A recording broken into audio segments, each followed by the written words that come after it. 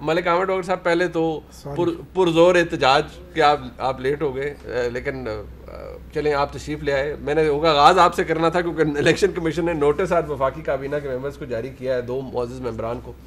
چلیں فواد چودھری صاحب نے پھر بھی ایک کانڈکٹ کی بات کی، یا انہوں نے کہا جی کہ چیف الیکشن کمشنر صاحب جو ہیں ان کو شوق آیا ہوا ہے اور وہ ماؤتھ پیس ہیں ان کی طاہر صاحب کی جماعت کی یا شازیہ مری صاحبہ کی جماعتوں کے.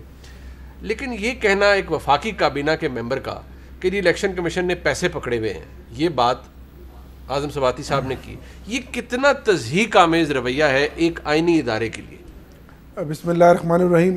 شکریہ منیب، میں معذرت چاہتا ہوں، تھوڑا سا لیٹ جوائن کیا، راستے میں ٹریفک بہت تھی. دیکھیں الیکشن کمیشن کا اگر آپ اوور ہال رویہ دیکھیں تو تیور تو ان کے بدلے ہوئے ہیں. اچھا، اگر آپ کینٹونمنٹ کے الیکشنز بھی دیکھیں، میں آپ کو اپنے ملتان کے الیکشن کی بھی مثال دیتا ہوں، میں بڑی ذمہ داری سے بات کرتا ہوں، وہاں بھی واضح یہ چیزیں اور اشارے تھے کہ وہ ان کا رجحان کسی اور طرف تھا. اب الیکشن کمیشن ایک آئینی ادارہ ہے، ہم سب نے بنایا ہے.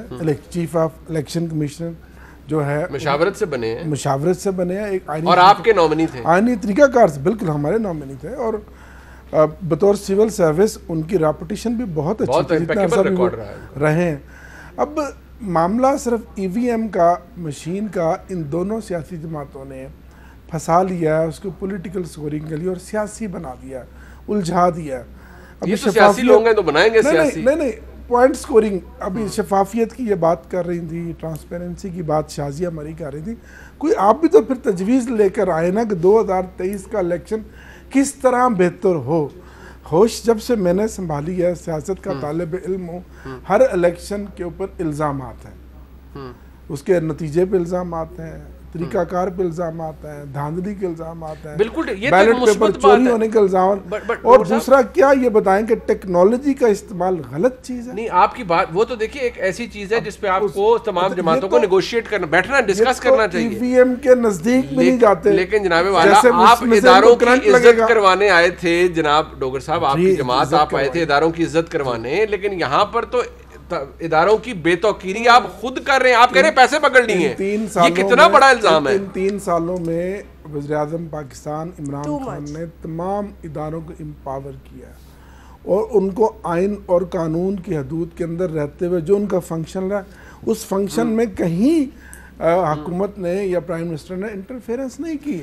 ہم آج بھی اس بات پر یقین رکھتے ہیں کہ الیکشن کمیشن آف پاکستان کو ایک آزاد، خود مختار ادارہ ہے، آئینی ادارہ ہونا چاہیے، اور آئندہ کے الیکشن کو صاف شفاف بنانے میں اس کو اپنا کردار ادا کرنا چاہیے. آپ بھی دھیان کر لیجئے گا، نوٹسز کا زمانہ ہے. آپ نے ابھی کنٹونمنٹ الیکشن کی بات کر لی، پتہ لگے نوٹس آیا تھا آپ کو بھی آ جائے گا کہ آپ کہہ رہے ہیں، آپ تو الزام لگا رہے ہیں الیکشن کمیشن کے ساتھ.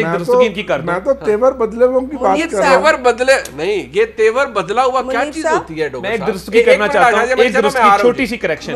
جی میں آ رہا ہوں. کنٹونمنٹ کے الیکشن میں ریٹرننگ افسر کون تھے؟ شاید عامر بھائی دیکھ نہیں سکے. ملٹری لینڈ اینڈ کنٹونمنٹ کے ایگزیکٹو آفیسرز ور دی ریٹرننگ آفیسرز. وہ محکمہ دفاع کے منسٹری آف ڈیفنس کے ملازم ہیں نمبر 1. میں جلسہ کرنے گیا گجرانوالا، اے آر او اے سی صاحبہ تھی لوکل، آپ کی local administration plus ministry of defence کے جو ایگزیکٹو افسران ہیں، military land and cantonment service کے، وہ آروز لگے ہوئے تھے.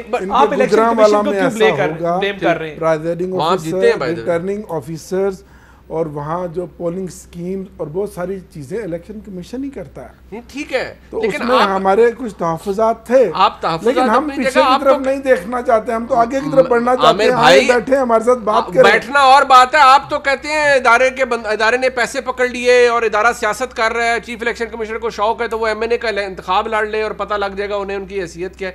آپ تو باقاعدہ طور پر ایک الیکشن کمیشن ہے، آپ اسے خود کنٹروورشل بنا رہے ہیں. آپ نے کیا اداروں کی عزت کرانی ہے؟ ہمیشہ عزت کرواتے ہیں. اگر کنٹروورشل بنا رہے ہیں، اگر کوئی منسٹرز بنا رہے ہیں تو ان کے پاس ثبوت ہوں گے نا. نہیں ایگزیکٹلی. اچھا آپ کے پاس ثبوت ہے؟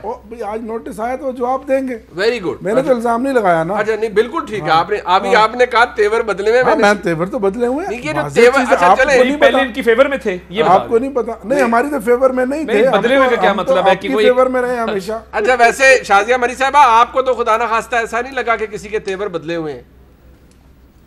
میں نے تو جو محسوس کیا وہ آپ کو بتا رہا ہوں. سمجھنا چاہتی تھی کیونکہ یہ ایک بہت ہی سنگین جملہ ہے جو ابھی ادا کیا گیا کہ ان کے تیور بدلے ہوئے ہیں. ان کے تیور ہونے کیا چاہیے تھے؟ وہ ایک آئینی ادارہ ہے, ان کو کام اپنے جو ذمہ داریاں ہیں ان کے تحت کرنا ہے. آج ان کے تیور آپ کو برے لگے, کل ان کے تیور آپ کو اچھے لگے, اس طرح تو الیکشن کمیشن یا کوئی بھی آئینی ادارہ کام نہیں کرتا.